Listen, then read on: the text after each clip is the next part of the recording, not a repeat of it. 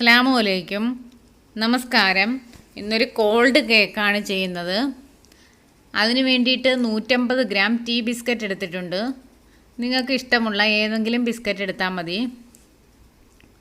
അതൊന്ന് ചെറുതായിട്ടൊന്ന് പൊട്ടിച്ചിട്ട് മിക്സിയിലൊന്ന് പൊടിച്ചെടുക്കാം. അത് മിക്സിയിൽ നന്നായിട്ടൊന്ന് പൊടിച്ചെടുത്തിട്ടുണ്ട്. ഇനി അതിലേക്ക് ഗീയോ ബട്ടറോ ചേർത്ത് കൊടുക്കാം. ഒരു 4 ടേബിൾ സ്പൂൺ 4-5 ടേബിൾ സ്പൂൺ ചേർത്ത് കൊടുക്കാം. ഇനി നന്നായിട്ട് തന്നെ ഒന്ന് മിക്സ് ചെയ്തെടുക്കണം.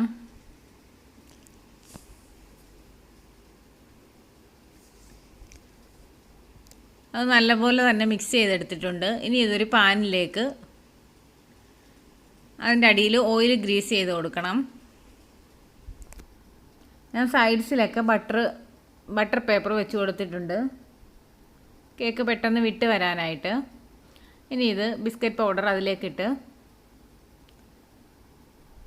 ഇത് നന്നായിട്ട് പ്രസ് ചെയ്ത് കൊടുക്കണം. ഒരു ഗ്ലാസ്സോ എന്തെങ്കിലും കൊണ്ട് ആയാലും മതി. നന്നായിട്ട് തന്നെ പ്രസ് ചെയ്ത് നല്ല സെറ്റാക്കി കൊടുക്കണം. ഇനി ഇതൊന്ന് മാറ്റി വെക്കാം.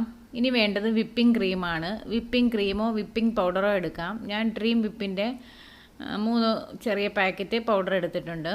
അതിലേക്ക് കുറച്ച് പാലൊഴിച്ച്, തണുത്ത പാലൊഴിക്കണം. ചിൽഡ് മിൽക്ക് ആണെങ്കിൽ ഏറ്റവും നല്ലതാണ്. അതൊഴിച്ചിട്ട് നല്ല സ്റ്റിഫ് ആകുന്നിടം വരെ ഇതുപോലെ ബീറ്റ് ചെയ്തെടുക്കണം.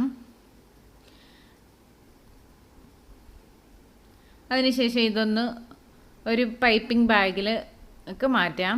ഞാനൊരു സിബ്ലോക്ക് ബാഗിലേക്കാണിത് മാറ്റിയെടുക്കുന്നത്. ഇനി ഇത് പാനിൻ്റെ സൈഡിലൊക്കെ ആദ്യം വിപ്പിംഗ് ക്രീം ഒന്ന് ഫില്ല് ചെയ്ത് കൊടുക്കാം.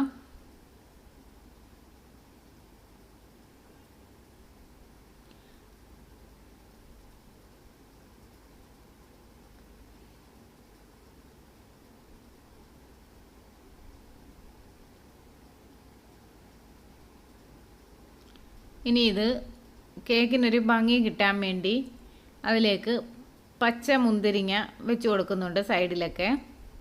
സൈഡിൽ ഫുള്ള് പച്ച മുന്തിരിങ്ങ 2ആയിട്ട് കട്ട് ചെയ്ത് ഇങ്ങനെ നിരത്തി കൊടുക്കാം.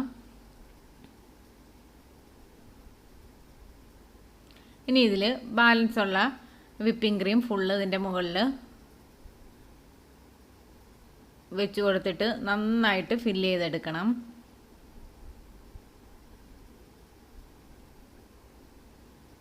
ഇനി ഇത് ഫ്രിഡ്ജിൽ വെക്കണം. 1-2 മണിക്കൂർ ഇതൊന്ന് സെറ്റ് ചെയ്യാനായിട്ട് ഫ്രിഡ്ജിൽ വെക്കണം. ഇനി ജെലറ്റിൻ്റെ ഡെസർട്ടാണ് എടുത്തിട്ടുള്ളത്. അതിലേക്ക് 1 കപ്പ് ചൂടുവെള്ളത്തിലേക്ക് 1 ടേബിൾ സ്പൂൺ പഞ്ചസാര ചേർത്ത് കൊടുത്തിട്ടുണ്ട്.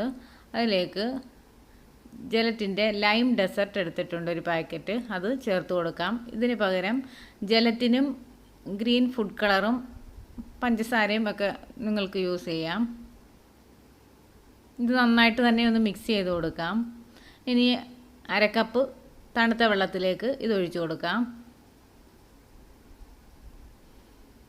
ഇനി ഇത് നമ്മൾ ഫ്രിഡ്ജിൽ 2 മണിക്കൂർ സെറ്റാക്കാൻ വെച്ചിരുന്ന കേക്കിൻ്റെ മുകളിലോട്ട് ഒഴിച്ചു കൊടുക്കാം.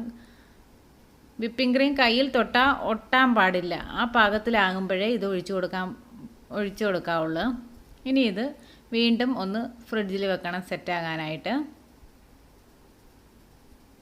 ഇപ്പോൾ സെറ്റായി വന്നിട്ടുണ്ട്. ഇനി ഇതൊന്ന് തുറന്ന് എടുക്കാം.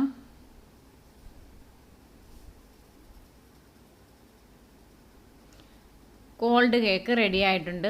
വളരെ ടേസ്റ്റി ആയിട്ടുള്ള കേക്കാണിത്. ബേക്ക് ചെയ്യുകയൊന്നും വേണ്ട, എളുപ്പത്തിൽ തയ്യാറാക്കാം. എല്ലാവരും ട്രൈ ചെയ്ത് നോക്കുക.